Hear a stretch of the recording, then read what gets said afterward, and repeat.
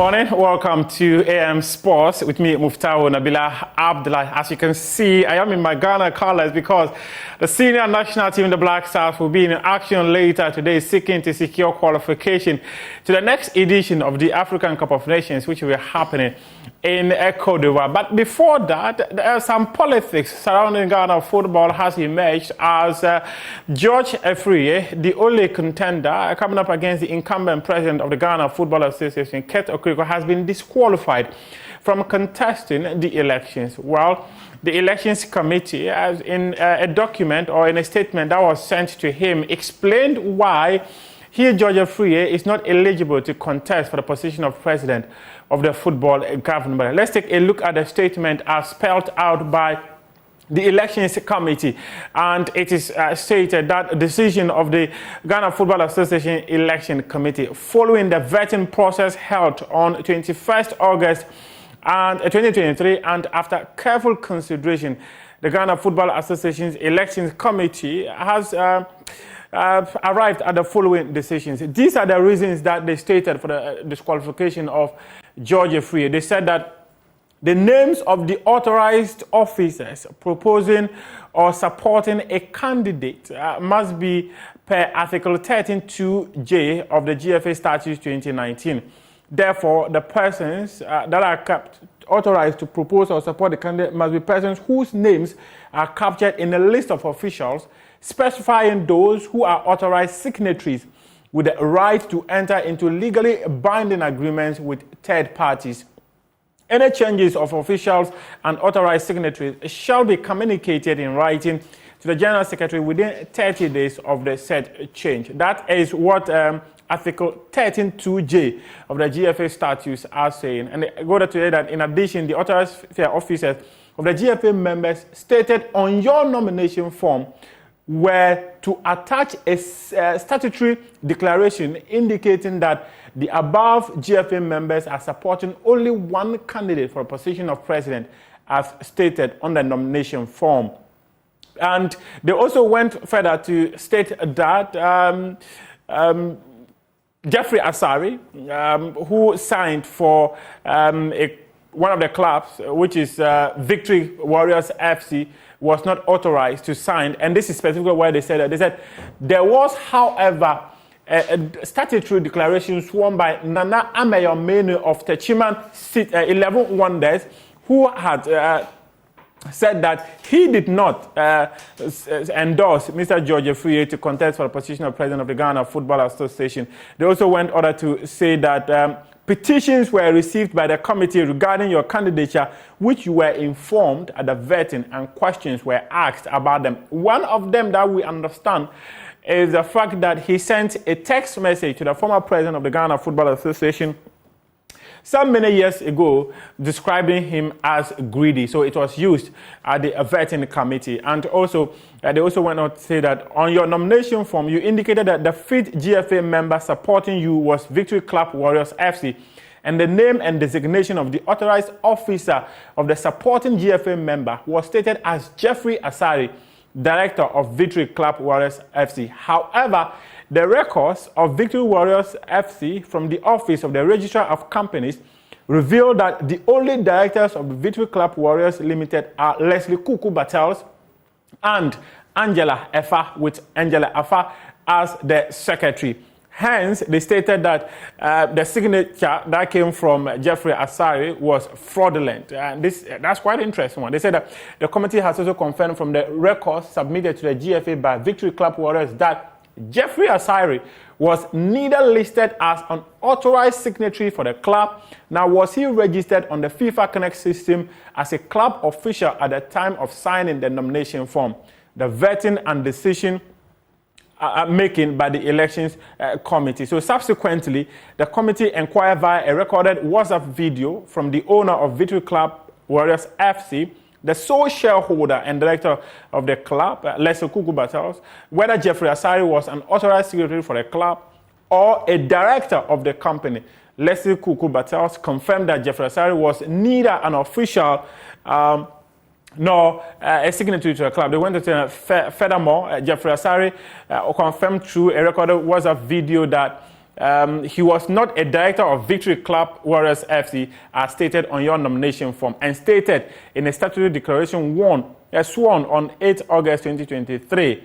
Per his admission, he peddled falsehood by statutory declaration. That is what the reasons were for the disqualification of George Afriyie. It is unclear if he will appeal, but he has until September 11, Monday, to file an appeal if he wants to do so. Now we can hear from George Afriyie himself, who has been speaking about why he wanted to contest for the position of president of the Ghana Football Association.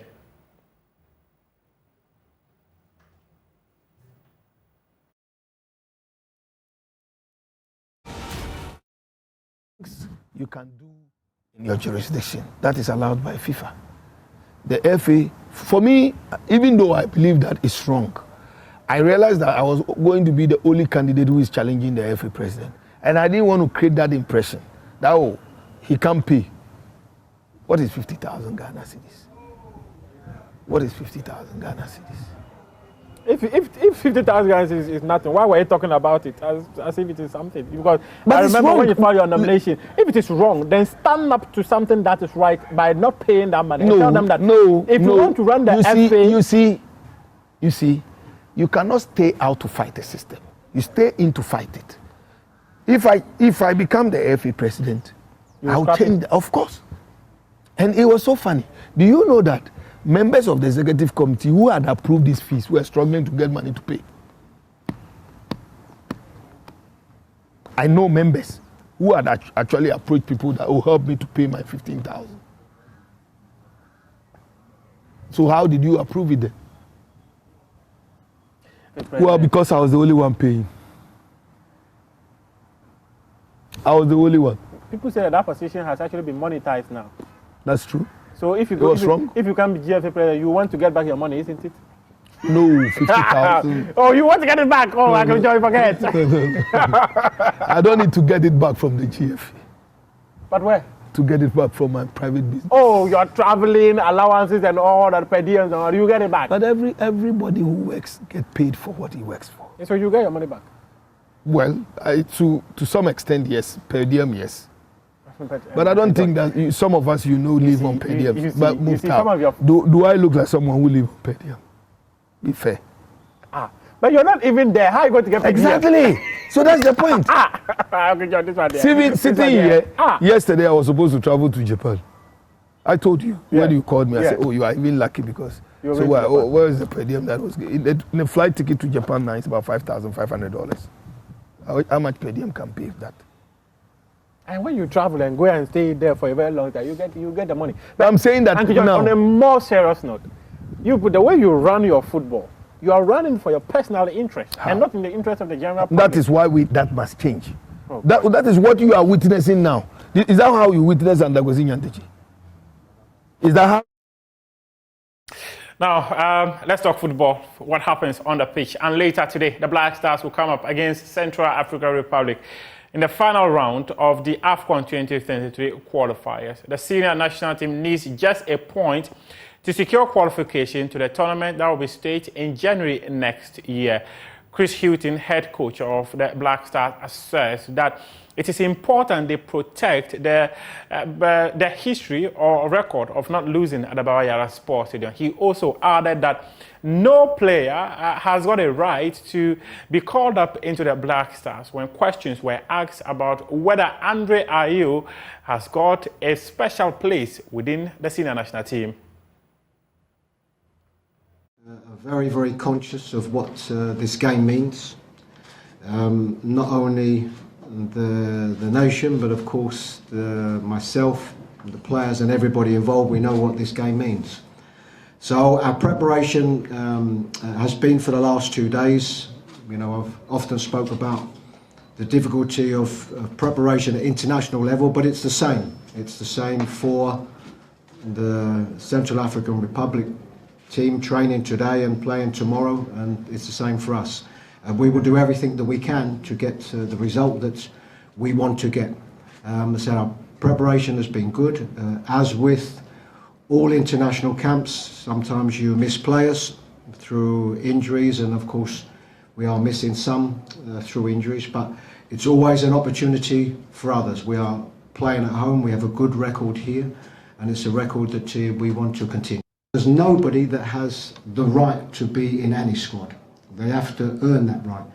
And that can come in different ways. That can come with somebody like Andre, who's our captain, who's a big influence and respectful player around the squad. So for what he can add to the squad.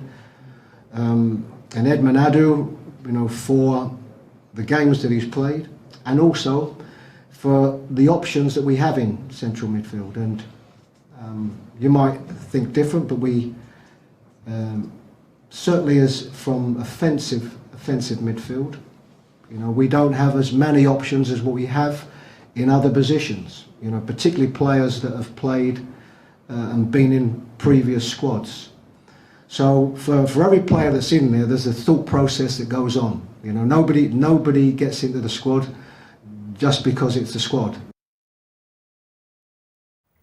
Now, let's hear from President of the Ghana Football Association, Kurt Okreko. He visited the team during their final training session at the Bawayaro Sports Stadium on Wednesday with former Black Stars captain Stephen Appiah and his teammate Lai Kingston. Stephen Appiah has charged the team to win convincingly against Central African Republic later today. The very special Lai Kingston, a former member of this squad, is here obviously to show his support. And then the biggest of all, the former captain of this team, the man who first took Ghana to the World Cup in Germany and also to South Africa in 2010. The former captain of the Black Stars, the man who took us through so many battles. If one wants to talk about experience of playing big games on this pitch, there's no better person than this man. So if you see him here, it is to confirm not only his support for you guys, but the support of the entire country. Because Captain Stephen Appiah represented this country in so many battles. He took us through so many battles, and he's an inspiration to most of you and a lot more of generations unborn. In a jiffy, Stephen will speak, will say a few words. He was asking me what language he must speak. And I said to him, I prefer him speaking Italiano, Amonito. Or perhaps he will speak some few words in Spanish, or perhaps some Dutch. But my appeal to him will be to speak in Chi. All right, so with your permission and with your round of applause, let's welcome our captain.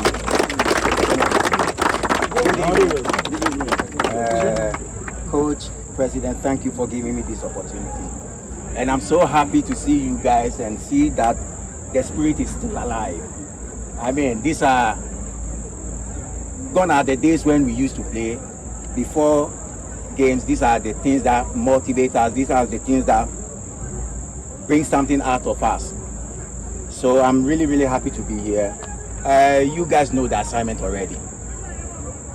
Tomorrow is the last game to qualify to AFCON.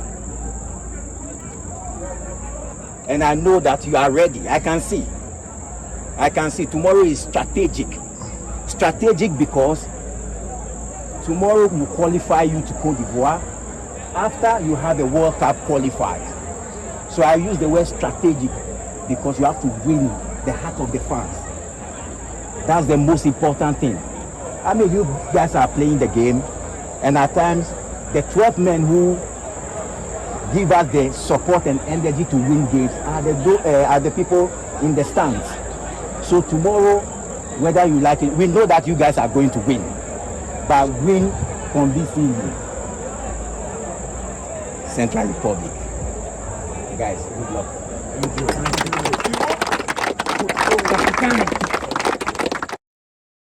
A big test later today, but 3 teams still stand a chance of qualifying to the tournament, which is going to be happening in January next year. Central African Republic, they need to beat the Black Stars to secure qualification, and their head coach, Raoul Savoy, believes that they've got a chance to qualify to the competition.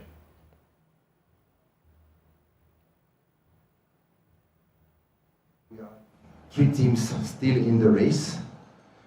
For us, we missed the qualification last game against Angola in Douala. So now we know exactly what we have to do tomorrow. So now for tomorrow, we know that we need a result, clearly. So that I don't want to say that it will be first easy, but we are going to fight and see, every game has a story, and we'll see tomorrow at the end of the game exactly who will be happy and of course not. But for us, we are humble. We know that we are going to fight, and let's see tomorrow the story, how it is ended. That game kicks off at 4 p.m. later today. We'll have a commentary for you on Joy 99.7 with my colleague, Fentio Tahiru Fentio. This is where we wrap up sports here on the AM show with me, Muftau Nabila Abdullahi.